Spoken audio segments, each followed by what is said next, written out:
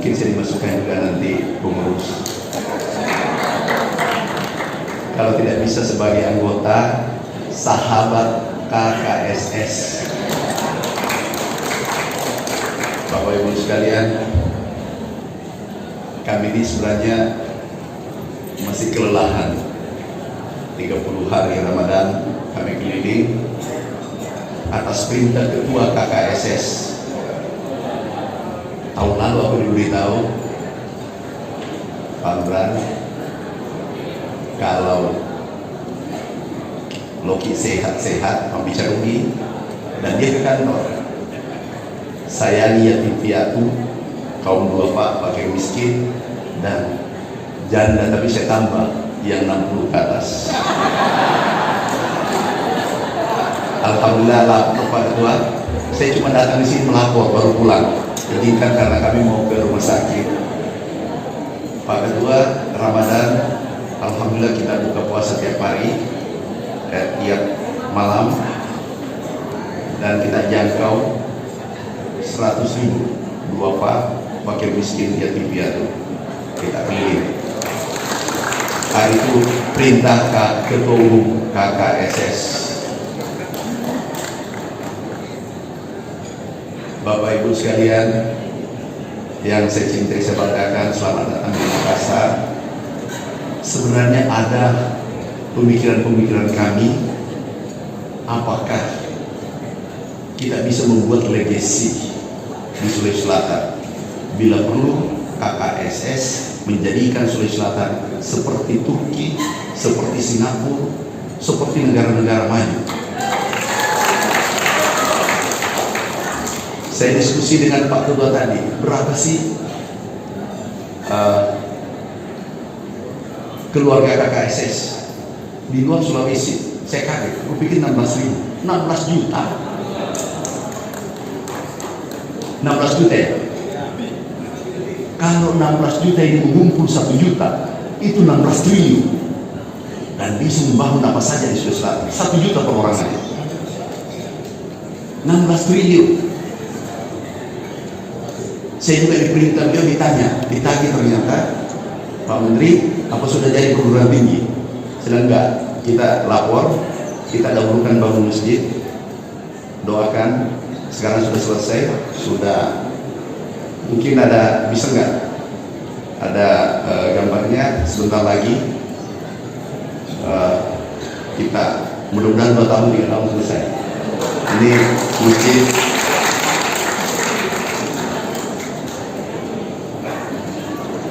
ini insya Allah kapasitas 15.000 20.000 jamaah. 1 tahun kami rancang bersama, saya membarakan ini di belakang kantor gubernur. Doakan 2-3 tahun selesai. Nah, ini nanti wisata religi. Nah, ini perintahnya juga Pak Ketua, tepuk tangan untuk Pak Ketua. Mungkin Pak Ketua kalau perguruan tingginya mungkin 2-3 tahun. Ini dulu, karena ini tabungan akhirat. Sekarang penimbunan sudah selesai, mungkin 2 bulan ke depan kita sudah pancang. Menaranya lebih tinggi dari Monas, 145 meter. Dan ini menjadi ikon. Ini perintahnya juga Pak Ketua. Orang Bugis itu hebat. Saya ketemu di Jambi, saya ketemu waktu masih menteri. Sekarang nggak usah di protokol, jangan dipanggil aku menterinya, enak. Aku ini masyarakat biasa. Saya mewakili masyarakat Sulsel, jangan aku dipanggil menteri lagi. Kita sudah selesai. Jadi kalau dipanggil menteri banyak proposal masuk, menghadap masuk, karena kita bukan menteri lagi. Bapak Ibu sekalian, kemudian ada juga kita lakukan setelah kami selesai, ada pabrik gula kita bangun. Yang pertama pabrik gula dibangun pribumi, bukan saja orang Bugis, pribumi, dan ini terbesar di Indonesia. Alhamdulillah sudah produksi sudah 4 tahun.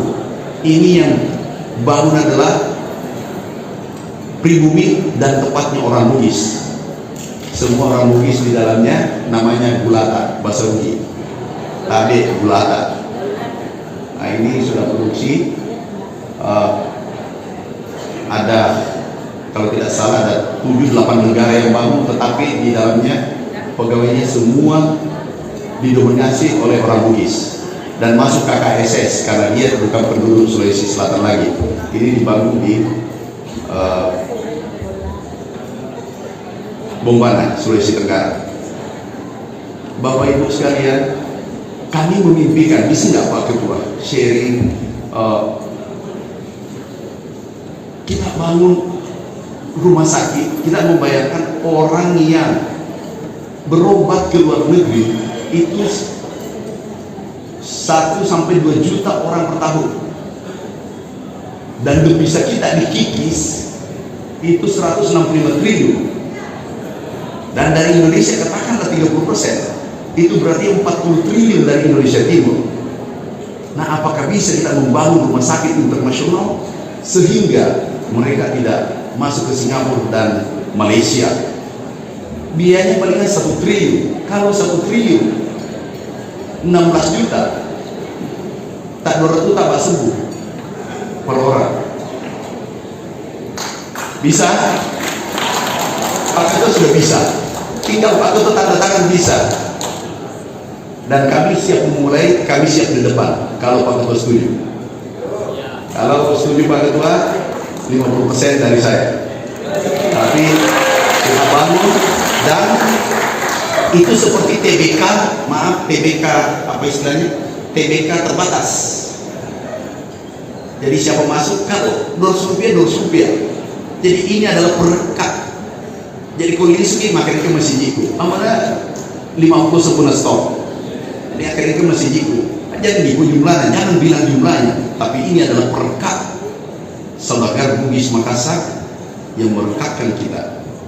Nah, ada lagi peluang yang Pak Ketua, peluang saja saya sampaikan. Ada lagi, ini lebih menyedihkan. Saya diskusi dengan Pak JK, ini maraton. Waktu beliau kesini 2 hari saya diskusi. Pernah satu kali diskusi 4 jam aku diskusi. Pak Nazir, ada beliau adiknya.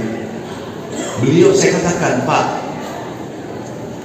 jangan sampai kita ini kaya dengan gagasan wacana, tapi negara diobrak-abrik oleh orang lain.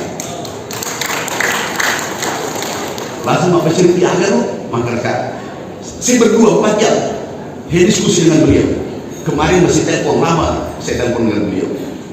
Saya katakan, Pak, Indonesia ini kaya. Kalau Indonesia ini menjadi negara superpower, garap timur, garap Sulawesi.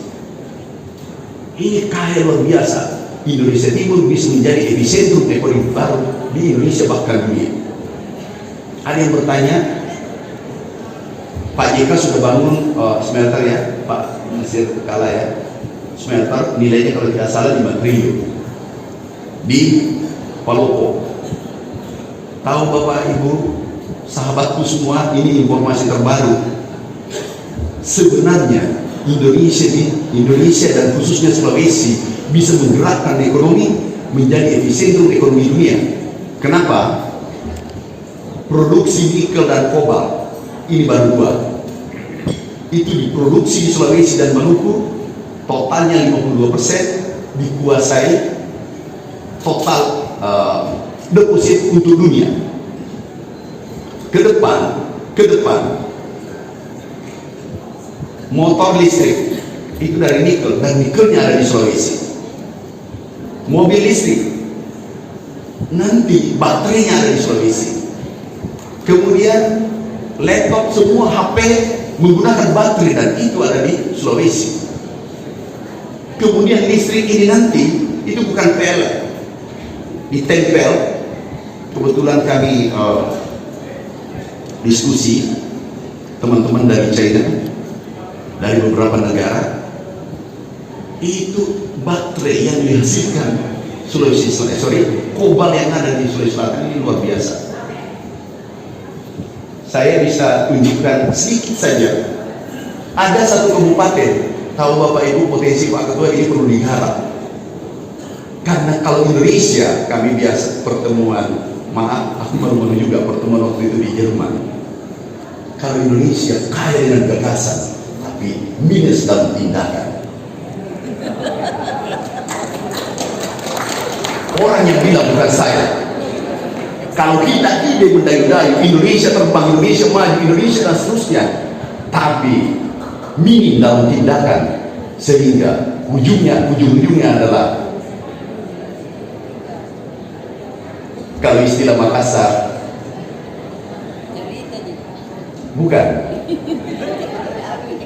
kalau di warung kopi camilu, maka ada orang makin dicatat dulu.